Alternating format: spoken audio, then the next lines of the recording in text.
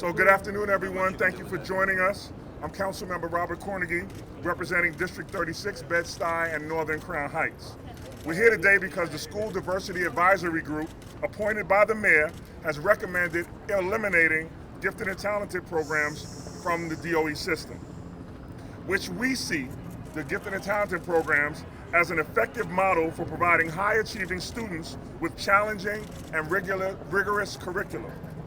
Expanded gifted and talented has always been a core issue for me. Many of you know that when I took office in 13 and summarily 14, there were no gifted and talented programs in major minority communities around the city of New York, including Bedford-Stuyvesant, the South Bronx, East New York, Brownsville, and South Jamaica. Now, we saw that as a problem and began a system of not only evaluating them, but expanding them. Under the former chancellor, Carmen Farina, to her credit, she reinstituted gifted and talented programs in some minority communities, including mine. Although we had one program in PS 26 for the 3rd grade and one for the 7th grade in the whole CEC 16, it was a start. Every meeting I've had with the chancellor subsequent to that has been asking for resources to enhance those programs. So this flies in the face of good intelligence as it relates to people of color and high-achieving students in the city of New York.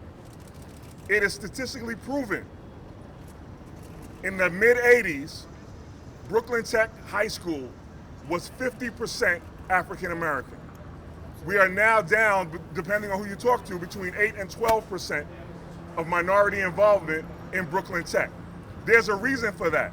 There was a shift in the Bloomberg era around gifted and talented programs where they were localized, and then they began centralized and depended solely on testing. We believe that reinstituting these programs, localizing them again, having other criteria will give all students an opportunity to be high-achieving students. This idea that in the face of challenging circumstances in the DOE, that one of the most important programs that has proven a pathway to specialized high schools and to success in the future would be the first thing that you look at to eliminate. So I'm glad to stand with advocates and colleagues around the city. We have Queens, the Bronx, Manhattan, all here coalescing around the idea that we will push back. And we're pushing back against this proposition that we will remove specialized high schools from the DOE system. It is challenging for parents. I've spoken to parents for over 6 years now who've demanded an expansion of the gifted and talented program. And the idea that our recommendation, or the recommendation from this task force convened by the mayor, would be to disband it because of segregation is a ridiculous proposition.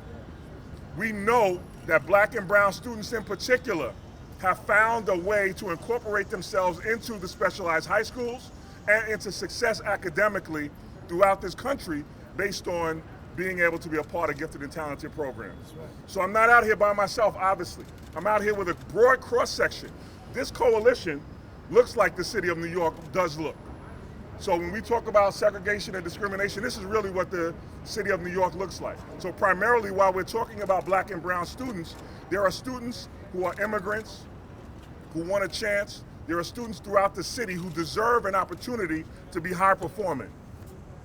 So the first person I'm going to hear from is a good friend of mine and a colleague from Queens, Peter Koo. Thank you. All right, Peter Koo. Thank you, Councilman Carnegie and my colleagues here. We're here to support G&T programs and specialized high schools. So today, the New York Times published an article entitled, "Should a single test decide a 4-year-old's future?" I quote, "Nearly 1,800 4-year-olds in Manhattan's largely white and wealthy District 2 took the gifted entrance exam earlier this year. Only 66 students in District 7, an overwhelmingly low-income Black and Hispanic neighborhood that includes the South Bronx, took it. what this article does not say is that Manhattan's District 2 has 6 G&T programs. But District 7 in 8, okay. So this District 2 has 6 G&T programs. But District 7 in the South Bronx has none, 0. So why would students in the Bronx even bother to take the test if they have no programs in their own districts? Communities with many G&T programs have likewise received criticism for having disproportionate access to test preparation facilities. But I ask again, why would a test prep business want to open up in a neighborhood with low G&T programs? Blaming G&T programs for a lack of diversity when this kind of disparity exists across the city is disingenuous. If all of the Bronx, in all of the Bronx, there are only 7 programs. 3 school districts have 1 program each, and 2 districts have 2, and 2 have none. Meanwhile, top performing school districts like District 2 have 5, and District 20 in Brooklyn has 8. Expanding G&T programs into underserved school districts will give more students of color a fair and equal chance to compete. I join my constituents, my colleagues, parents, and students across the city in calling on the mayor to create more G&T programs, not less. Thank you very much. Thank you, Peter. Thank you, Peter Koo. So I also want to just give some context to what the council has done around this, because this seems like a new issue. It's not a new issue for us. In 2014, 2015, we were forced to institute legislation that included the gifted and talented entrance exam information in the our universal pre-K package, because we understood one of the things that in minority communities that was a real problem was access. There was no information available, readily available, and limited access. So we demanded through legislation that in one of the mayor's linchpin programs, which is universal pre-K, that they would include the entire package for G&T. That worked incredibly well. Parents got the information and began to get involved. We're now demanding through legislation to put it in universal 3K. We also are demanding that there's an availability for parents to opt out of taking the exam, not opt in. We believe that you should be given the opportunity, no matter who you are in the city of New York, to have direct access to taking the test. That's one of the ways that we can create more on-ramps and increase minority participation. This year, as a member of the budget negotiation team, I asked for $1 million for enrichment programs in minority communities to help. Enrichment programs, i.e. test prep. The administration refused to include that request in a $93 billion budget. I wonder why. We asked for a simple amount, $1 million, just so that those test prep organizations, our students, could compete. If they had the money, if they didn't have the money, it wouldn't matter, and we were told absolutely not. Used for cronies. So what I'd like to hear from now is another friend in the council, a member of the Bronx delegation, Andy King. Thank you, Carnegie. Big man. First, I want to thank you for your leadership and helping navigating this conversation since 2014. And to all my colleagues in government here, as well as the advocates. I heard a few things out here today. I am one that has 2 gifted and talented programs in my district. And we're fighting to make sure that those programs don't go away. But I have to ask the question, I'd like to know, because I personally don't know, who was this diversity group? Were they diverse physically? Were they diverse mentally? Were they diverse spiritually? Were they diverse agenda-wise? What qualifies them to talk about diversity? Because the diversity doesn't mean that if you separate, something's wrong with it. Because when we start talking about segregation, I ask you all the question, when you do your clothes, do you mix your white underclothes with colors so they don't blend and bleach on each other? See, one of the problems that has happened with the gifted and talented and having access to it, there was a system going back into the 60s, the 70s, 80s, where we had children who were higher at learning, quicker learning children, as opposed to some of our children who didn't learn as fast. And they used to call them the ESP class. They were the exceptionally smart children. And what would end up happening, whether you graduated out of 6th grade, you would continue to enter junior high school, where you will continue to be at those different levels of learning, because we know some children learn faster than other children.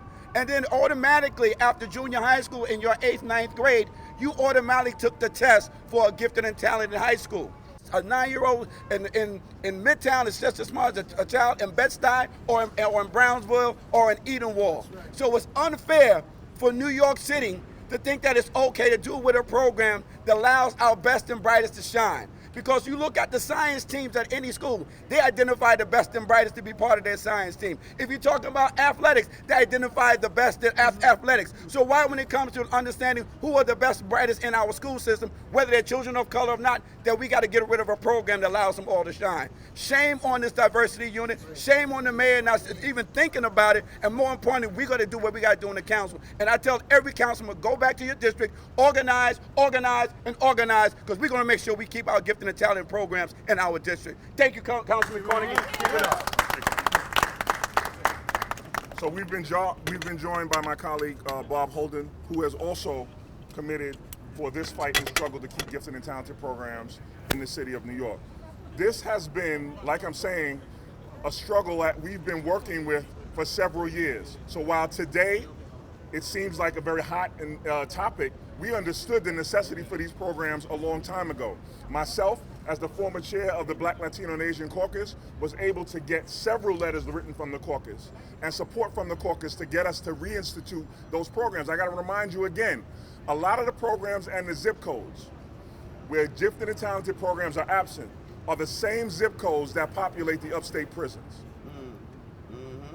That is a tremendous oversight, I'd like to think, on people's part. But the removal, we know that where there is an opportunity for students who are high-performing students to achieve, excellence happens.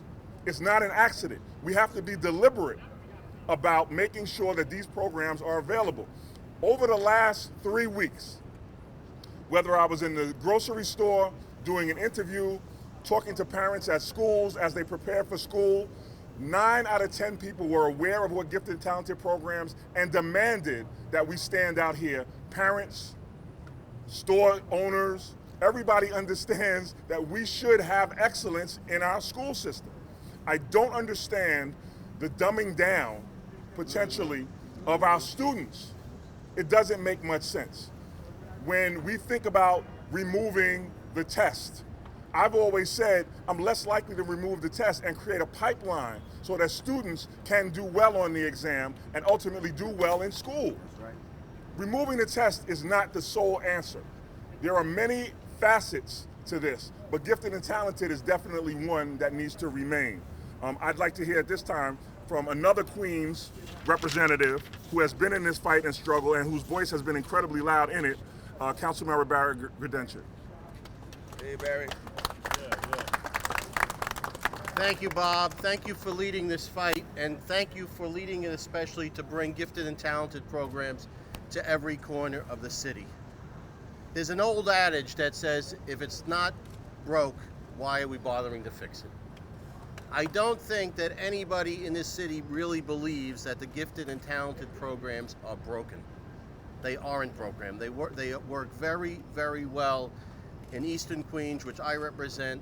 The students that attend these programs are diverse.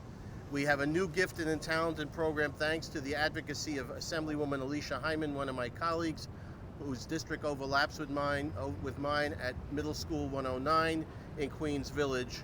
The school is soaring now. People are flocking to the school. Not everybody is in the gifted and talented program there, but the census of the school has gone up over 40% since this program was announced. People flock to excellence. If you want to look at what's broken in the New York City school system, let's take a look at the results of the recent math and English tests, where our children performed at under 50%. There was a slight improvement, which people were crowing about. But the fact of the matter is, if 90% of our children were doing well in the New York City public school system, we would still be failing nearly 100,000 children each and every year. Let those numbers sink in. We are nowhere close to 90%. So if the people that run the school system in this city, the chancellor and the mayor, want to start with something that needs fixing, let them worry about what's broken already. That's right. This is not broken, and it should not be fixed. And I have been hearing overwhelmingly from the people in my district that want to retain this, and not all of them have children of school age. Many of them have lived in the community for a long time. Our schools are very well respected throughout not only New York City, but all of New York State and the country. People call from all over the world and move into my district. They want to know if their kid can go to this school or that school. They call the principal. They want to make sure the address is correct. So we're obviously doing some things right. We need to work on what is wrong. And what is wrong is more than 50% not being proficient in math and English language skills. And that is what needs fixing, not a program that works for thousands and thousands of children. The other thing is, it has to be available throughout the city. Bob Cornegy mentioned our specialized high schools. I was in two-year SP at IS 237 in Flushing. I was in the first full graduating class. It's in Peter Koo's district. I didn't bother taking the test for Stuyvesant or Bronx Science because I knew I wasn't going to get on a bus to a train every morning and travel almost 2 hours from Pomonok Houses, where I grew up. Some of my friends did, God bless them, we're still in touch. I didn't want to do that. We need better programs throughout the city of New York. Children from Southeast Queens and Northeast Queens are traveling in some cases more than 2 hours to get to specialized programs. We need gifted and talented, and we need specialized programs in every single corner of New York City. There are 8.6 million people here. Almost 1 million children are in the public school system. They deserve each and every opportunity that we can give them. And we are spending almost $34 billion in this coming school year. And I would dare anybody to say that we are getting our money's worth. Thank you again for being here today. All right, Barry. So, like many of my colleagues, I neglected to mention that I was also in SP at PS 134. And I didn't take the test for Brooklyn Tech because their basketball team was horrible. Seriously though, they were terrible. But it made it better. Yeah, right. So really though, there are students who need this opportunity. There are students in my district, there are parents in my district who are putting themselves in all kind of jeopardy and having their children travel hours upon hours to other districts just to access those programs. So the idea that there aren't enough black and brown students to fill those seats is false. It's a false narrative. You have parents who are aggressively seeking opportunities for their children outside of their own districts, which is a crazy thought. There's two prospects to education. There's reading, writing, and arithmetic, and then there's socialization. So we're actually, in the city of New York, almost intentionally creaming the best students and having them go to schools outside of their immediate districts. That's the level of segregation that we talk about. This idea that gifted and talented propagates segregation is also a false narrative. I'm talking about the idea that parents do not have access where they live, worship, and shop for their kids to have access to good quality programming. There should be a gifted and talented program in every DOE schools building in the city of New York. Yeah. That's what we were fighting for. Before this recommendation came out, that's what we were lobbying as council members, as advocates, as parents. That's what we were fighting for. So this kind of flies in the face of the idea that every school building in the city of New York should have at least one gifted and talented program. So students that are there can begin to excel all over the city. So we're going in the whole wrong direction. And I was personally offended by the idea that we had this allegedly great group of thinkers whose recommendation was this. That is totally opposite to what the city is demanding, what its residents are demanding, what parents are demanding, what business owners are demanding. I will tell you a quick story. I have a child who has an IEP. And that child had to travel from District 16 to District 21 because in District 16, they wouldn't give him a one-to-one para unless he had behavior issues. My son didn't have behavior issues, he had academic issues. He needed someone to sit next to him, help him take his notes, and all those kinds of things. So I would attend the parent meetings in District 21. And there was two elderly women who came to every parent meeting, and finally I couldn't take it anymore, and I asked them, why do you come to every meeting? They said, because we understand that what this school produces has an impact on our property values. It has an impact on what we do in the city. So why aren't we doing more of that? Having more parents engaged because they know that there are good quality of programs that are accessible to every single district. This, to me, is incredible mishandling of what we as a city, what we as parents, what we as advocates, what we as legislators need in this city. I'd like to, before I hear from more of my colleagues, I'd like to hear from Yayantin Chu, Yes. who is from the Lower East Side. Yes.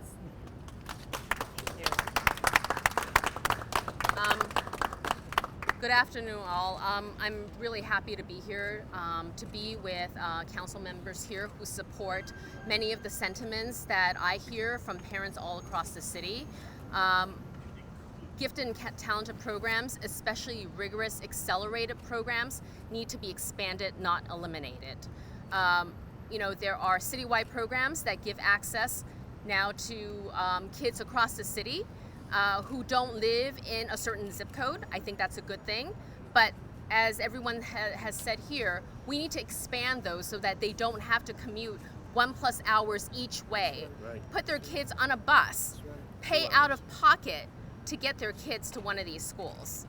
For those that are in district schools, I've heard stories about a very heterogeneous level of teaching at these district schools. So in addition to expanding GNT, I think it's important to also audit the level of curriculum that they're truly doing.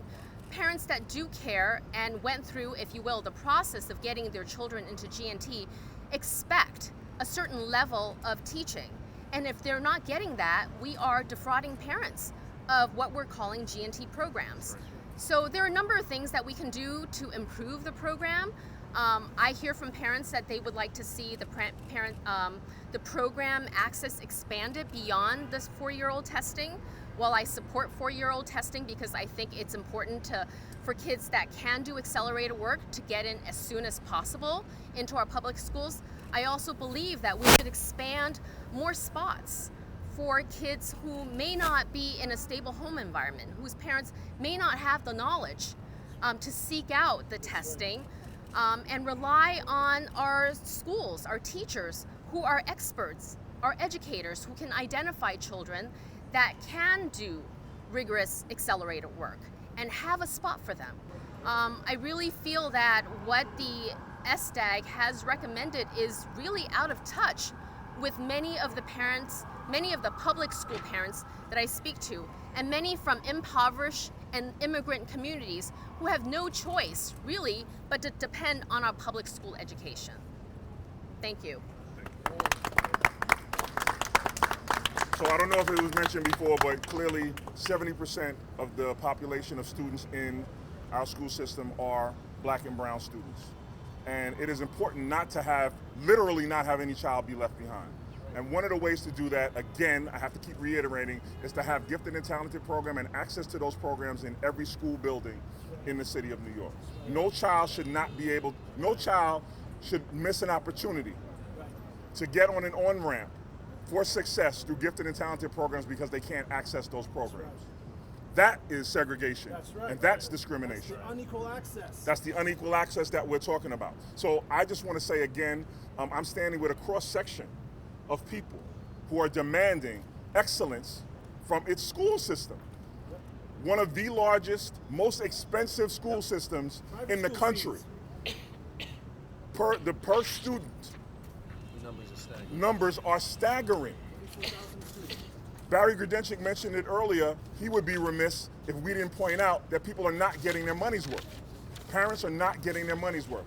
There are small programs and small pockets like this that should be expanded, that people should have an opportunity to access without having to spend extra money to do that. Our taxpayer dollars, we expect to be used responsibly. We expect the government to be good fiscal stewards with our money, and to make sure that our young people are put on a pathway for success. So I find it ridiculous that we have to stand out here in the hot sun demanding from an administration who gave us universal pre-K and universal 3K as opportunities against another opportunity. Universal G&T. Universal G&T, and we believe in universal testing for gifted and talented programs. So the next thing you'll hear from this group is a demand to have parents have to opt out, not opt in. That's right.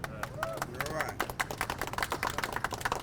So my colleague from Manhattan has gotten a bad rap sometimes on a lot of issues because of the community that he represents. But I got to tell you that his heart is in it for this entire council and this entire city. So I don't hold against him that he probably represents one of the richest parts of the city. But he has demonstrated a commitment to children and families, to women, and to minority communities that is above reproach. Ben Kallos. Thank you, Robert.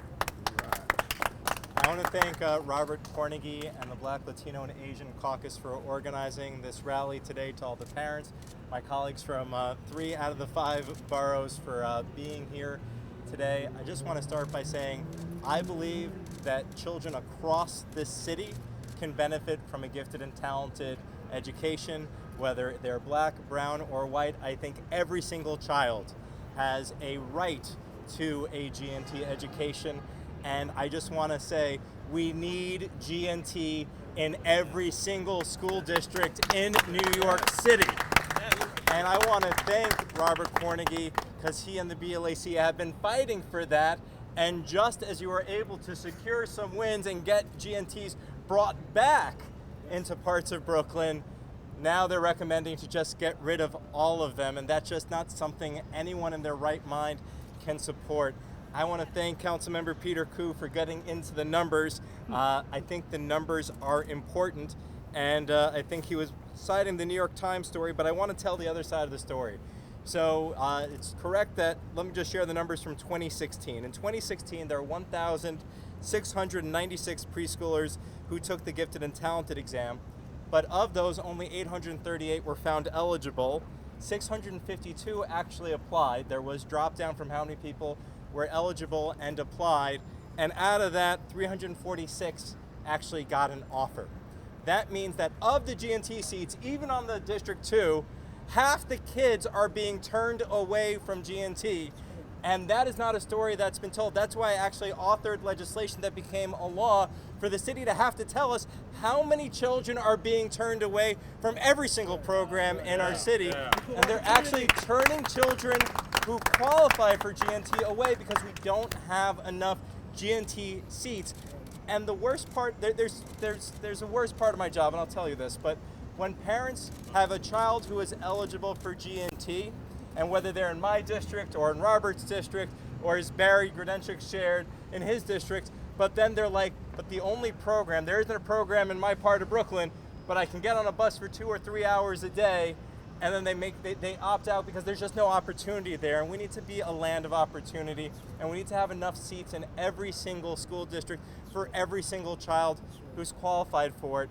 And I will be honest, the education system is broken, and it has been getting more broken over the past 6 years. When I went to Bronx High School of Science, there were exponentially more students of color at the school than there are today. And a lot of that has started to happen under this administration. And I'll be even more honest. I hated tests growing up. Even part of me still doesn't like tests. But I took the bar exam, and I'm not so sure I would want to go to a lawyer who couldn't pass the bar exam. I'm not sure I would want to go to a doctor who couldn't pass the medical boards. And frankly, I'm not sure I'm going to the restaurant that has a C or an F grade that's been closed. And ultimately, tests, and as an adult I will say, tests are a diagnostic tool. They can be used to tell you what's going on with your child. And now that I have a daughter, we're getting tested by the doctor every single time we visit on different things, where she is developmentally, both physically and mentally.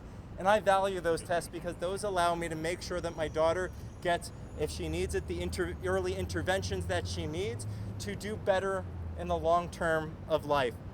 And so I've gone a little bit in different directions, but we need to make sure that we have more GNT programs. We need to make sure we have more enrichment programs. We need to make sure there's multiple points to entry, and we need to make sure that if the exam that we're looking at right now isn't something that's multimodal and doesn't measure different types of gifted and talented, that we make sure that it does accurately reflect. But at the end of the day, we need to make sure that every single child is getting evaluated, every single child is getting access to the programs that they need, and that it happen everywhere in the city, that we have gifted and talented in every single school. And I was talking with one of my colleagues from the BLAC just yesterday. You know, I'm not so good at certain subjects. I wanted to go to LaGuardia for singing. Turns out I shouldn't quit my day job. I'm no Jamani Williams when it comes to singing. And it may have been a good thing, a kindness that they didn't let. A Brooklyn Tech graduate, I'm a Bronx Science graduate, but thank God I didn't go there for singing, because like I would have flunked out. And everyone has different skills, and we just need to make sure that kids have access to the different programs in every single school. And so I stand here with the BLAC and Robert Carnegie just saying, we need more GNT, not less. We need more enrichment, not less. And we need honors in every school. So maybe the kid who's great at math gets to be in honors math, but is in the normal class for English. And the kid who's good in English is in the honors class for English, but not for math. And then we can look at each other and say, you know, no one's not necessarily better than anyone else. It's just we have different aptitudes, we have different skills, and some folks might be better at math, some might be better at reading, they might be better at different things, but we're one society, and we're here to make sure we support one another in the places where we're gifted and the places where we need support. Thank you. Thank you very much. I'm sorry it went on so long. No problem. I care about this. Listen, so there's a couple of other things I want to point out. One is that under the former administration and the former chancellor, we were able to get to a point where we understood that there needed to be multiple on-ramps to gifted and talented. And so now, it has been spoken before that we now have a 3rd grade on-ramp and a 7th grade on-ramp. So we began the work necessary. I don't want people to get the impression that we're out here being reactionary to this results. We've been working on expanding these programs with the DOE, with the chancellor currently, and the former chancellor. So again, this information flies in the face. And I lastly want to say that those out there that would attempt to divide the Asian community from the Black community and Hispanic community, shame on you. Shame on you. Asian parents, white parents, Black parents have the same goals for their children, have worked incredibly hard to make sure that these on-ramps and accessibility is available to their students, regardless of color, regardless of race, regardless of ethnicity. So again, those of you who've gone about your business to make sure that there's a divide between the Asian community and the African American and Hispanic community, shame on you. We see you. We're pushing back against you. We're coalescing around a system that is equal and fair. Thank you. I'd like to hear from my good friend who, when we were out in the hot sun again and a little bit of rain, on the bridge, cutting the ribbon for the bridge, reminded me of how important it was to keep my foot on the gas as it related to this, and committed himself to being a passenger some days, a driver some days, but a good, solid advocate around this. My friend Bob Holden. Thank you, Robert. Thank you. And you took action the next day with that letter. As an educator for 40 years, I taught, let's say, a class of 20 students. There were 5 students in that class that were gifted and talented. They were more advanced than the others. And on the other hand, there were 5 that weren't really motivated.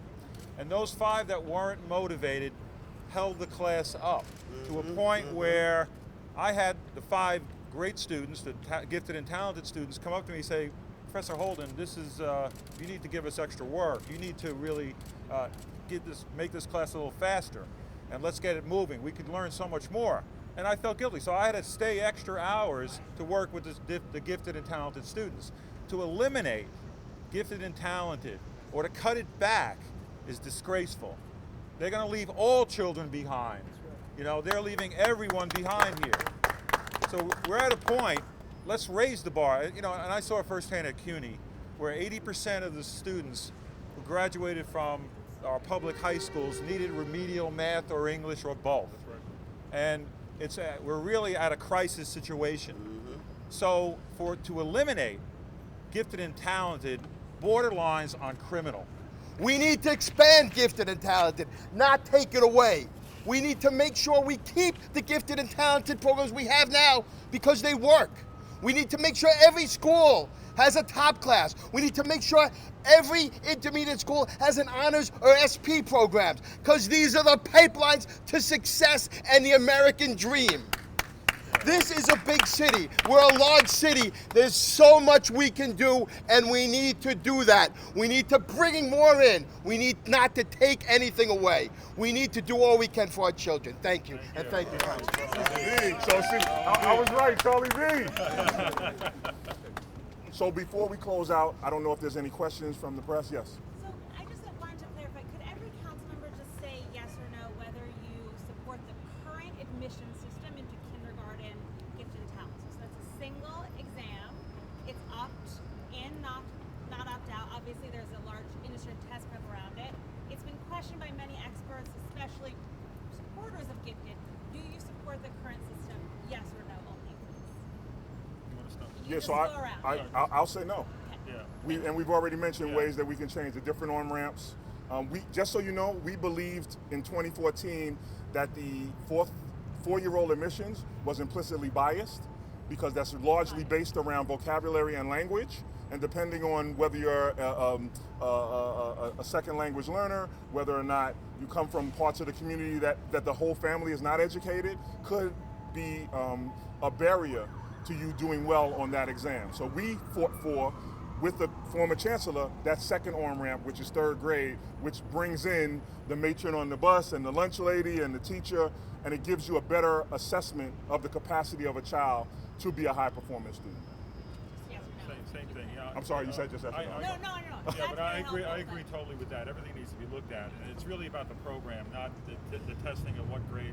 I think it could be later. So you're a no. Yeah.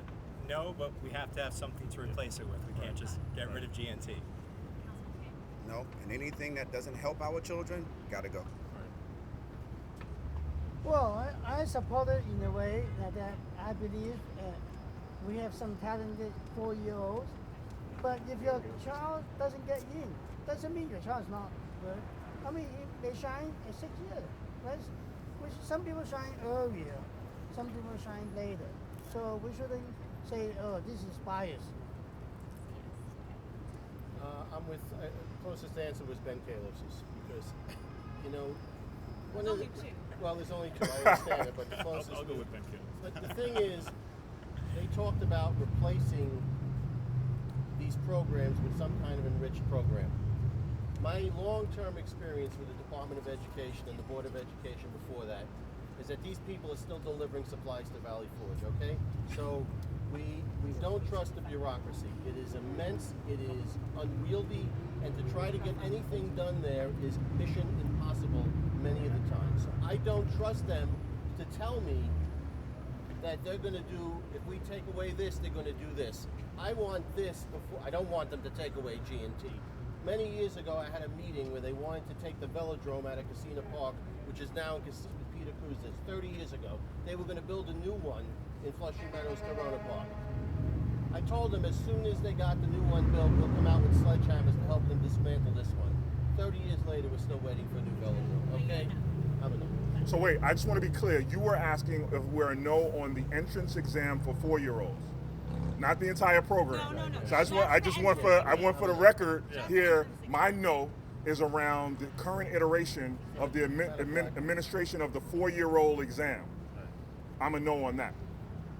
Yeah, I'm sorry. Max? Councilman Grodenchik just got at this a little bit, but I didn't hear anybody really talk about the totality of the picture that's being proposed. This is one piece. Sure. Does anybody have thoughts on, Councilman Grodenchik just got at this a little bit, but the fact that they're talking about it's an overall rethinking of the school system. It's not just remove G&T. Can you talk a little bit about the enrichment possibilities that they're suggesting, as well as removing the screens so they're diversifying districts? Right. So some of it's a little vague, but I will say this: what they're proposing is a pretty utopian look at the Department of Education.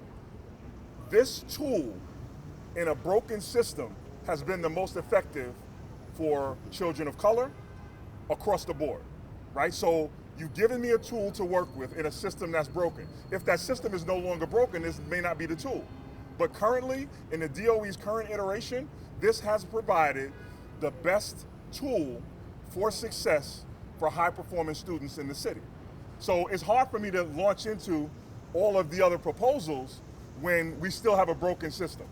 So when this very utopian thing happens, which hopefully in my lifetime I will witness. However, as a parent of 6, I've seen at least 8 iterations of the DOE system. At least 8 under 4 administrations. So I don't have, it's a vote of no confidence for me on implementing this in any time frame that a parent could be satisfied with. You have parents who are putting their students into kindergarten classes this week, who are terrified that we really don't know what we're doing as it relates to their student. And their proposed timelines of 10 and 12 years, those students will be graduating from high school just around the time we get it right. That to me is unfathomable, that a parent has to be that terrified when there is a program that works. Tweak that program as you fix the utopian, as this utopian model comes into place. That's my thought. I'd like to just jump in, if I may. The DOE has opposed me at integration every step, every proposal I've made. They were building new schools on 96th Street on the border of District 4, which covers East Harlem, and District 2 that starts from 100th Street and goes all the way down to where we're standing. And what I said to the schools is, hey, is there an opportunity to do an integrated, enriched, or G&T, just something?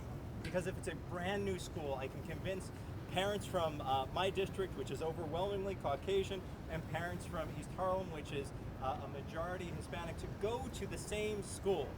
DOE said absolutely not. Then I had life sciences on 96th Street. It is 95% students of color, or at least it was, and it's a block away from a school that is 70% Caucasian. And I said, hey, maybe there's something we can do here. Maybe we can get a program here, an enrichment program, a G&T program, to attract students from the district to this school, which actually didn't have any kids from the neighborhood, and it's life sciences. And not only did they say no, but they removed the middle school that had Caucasian students in it, and now it's 99% students of color. And I've come back to them again, and I said, can we please, now you have empty SOTs, can we do something? And they said, no, we're gonna put a charter school there, which co-locating doesn't actually help the public school students. So I've had 3 instances where I've said, can we integrate our schools? And DOE has said no. And I think the last instance is, I have principals in my district, and I've said, can we bring students of color to the east side to District 2? And the principal said yes. I met with the principals, I met with the PTAs, and the issue we had with DOE was, if we admitted the students from outside the district, and then somebody showed up on the first day of school and said, I need to be here, that they would have to be admitted. And so what we said to DOE is, if we can have a situation where we cap the seats so we don't get overcrowded, and we can admit kids of color from all over the city, and half my seats are actually citywide seats in my district, but they're not integrated. Every single time DOE has said no to integration. So that sounds like anecdotes that support the school diversity. Well, no, I'm saying that DOE won't do it. I've tried, and they've said no. The DOE, not the principals, not the teachers, not my community. The DOE and the chancellor's office have said no. So you want the DOE to listen to the school diversity advisory? No, I want them to listen to me, elected officials, and actually build enrichment programs and G&Ts to attract students of every race, color, creed, economic status. Listen, there's no disrespect to the task force that was put together. I think that there are some very capable people on it, but some of us here on this panel and in this council have done tremendous work around this, with parents, with advocates, with students, to act like that doesn't exist and to come up with a recommendation that is not inclusive of those voices, to me flies in the face of a democracy that I look to serve every single day. We've done a tremendous amount of work on this, especially on the gifted and talented as it relates to African American community, to reverse the tide. So to act like that work didn't exist, we are not waiting and have not waited for a diversity group to come up with recommendations. We have our recommendations. We've been doing this work. We've authored legislation as a body, the Black, Latino, and Asian Caucus, which we think is supportive of gifted and talented and academic programs for excellence for Black and brown students. We've done a tremendous amount of this work, and I don't want to take full credit. My predecessors began that work before I ever got here. This is a secular argument that we're having. What I don't want the media to get is that we're reacting to this recommendation. We've been doing this work, and some of us are pretty daggone angry that we're standing here in the hot sun having this conversation when over the last 6 years, for me at least, and my predecessors for 2 decades, my predecessor Al Vann, who was a part of an educational movement for Black teachers that is in the history books. So we've been doing this work. So the idea that a single recommendation could be possibly the impetus for changing a system that has had an on-ramp, to me flies in the face of democracy, and we won't stand for that. That's right.